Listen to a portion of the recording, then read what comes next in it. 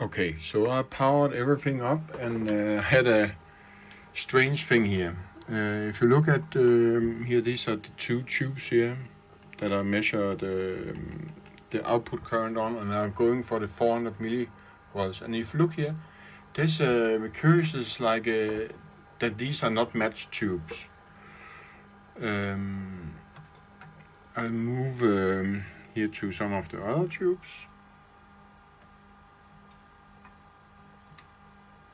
You see they are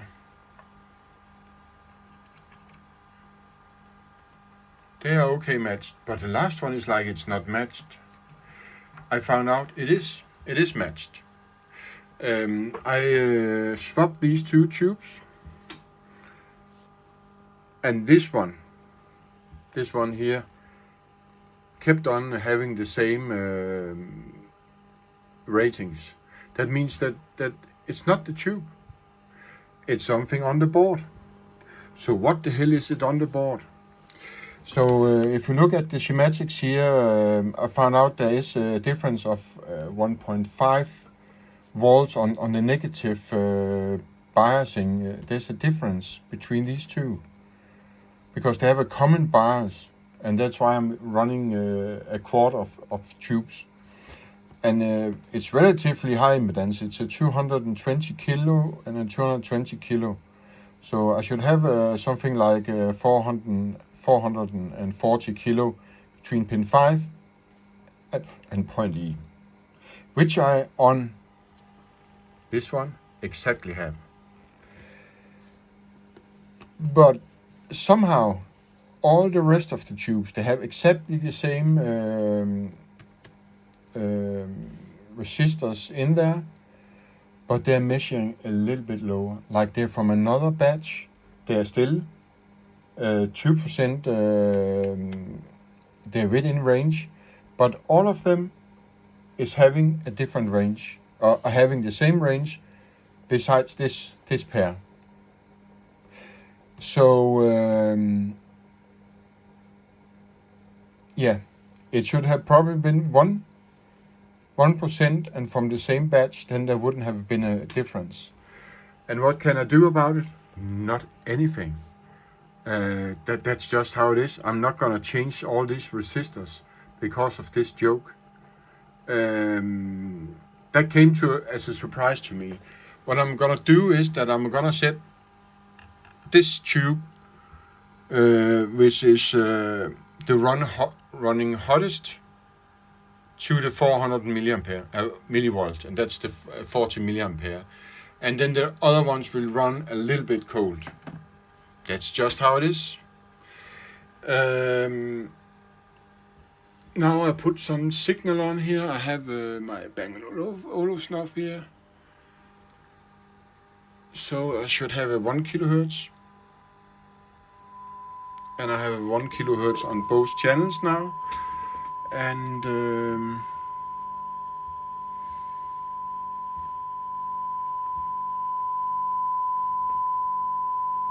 let me change the rating here. Sorry for my cables. Should be this one. Oh, sorry, wrong way. Sorry, the blue one. Okay. There's a little bit noise you can see on it, but that's nothing to do with the amp. That's just how it is. And here's the other channel.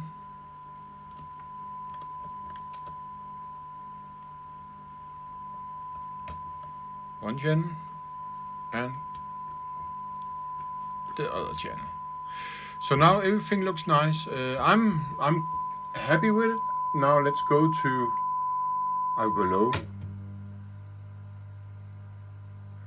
So now we have 100 hertz.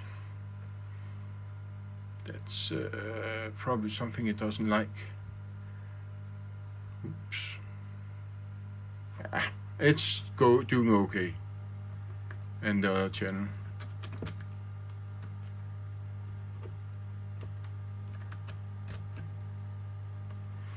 You can see there's actually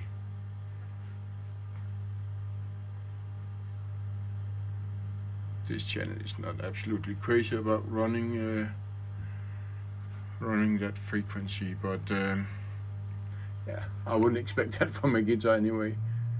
Let's go up to that should be 120 Hertz.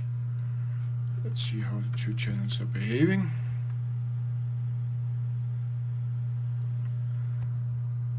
Okay, let's make it a kilohertz again.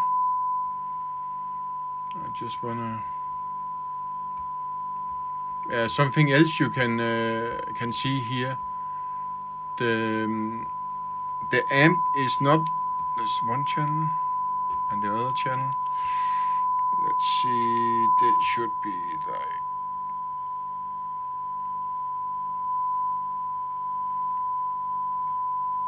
okay. So let's see if I do. If you look at it, you can see these amps are not linear. I'm going. Let's go down. If you look at it, you can see here, and then when I go up the frequency, you can see it goes up, and then it goes down again, and here it completely loses it. This is okay, 100 kilohertz. That's a little bit over the top. But if you see here,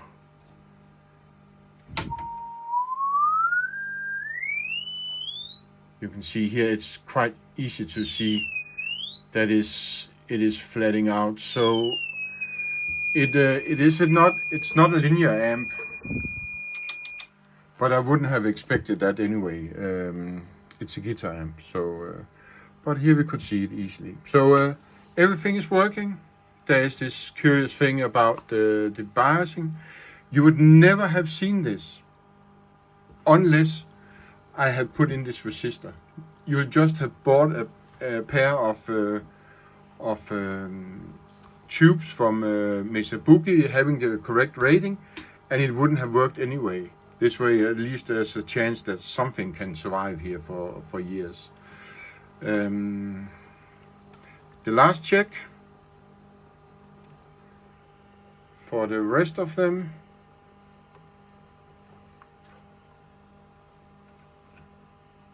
Yeah. And just for sake of it, you can see they're measuring the same here. So when I have it, okay. So here you can see how much a little bit of tolerance can do to amp. So nobody have ever noticed this on this amp. It had been born like this, and is probably another reason why when somebody replaced the tubes, it was running too hot, and maybe that was also the reason why it blew up the condenser. But it shouldn't, because, well, why should it actually blow up that one? Because it's I can't remember. It's 100 volt, 500 volt, something like. So, but that was my Mesa Boogie. It will be up for sale soon. I hope you can use it for something. It's always my curious ways with these two amplifiers.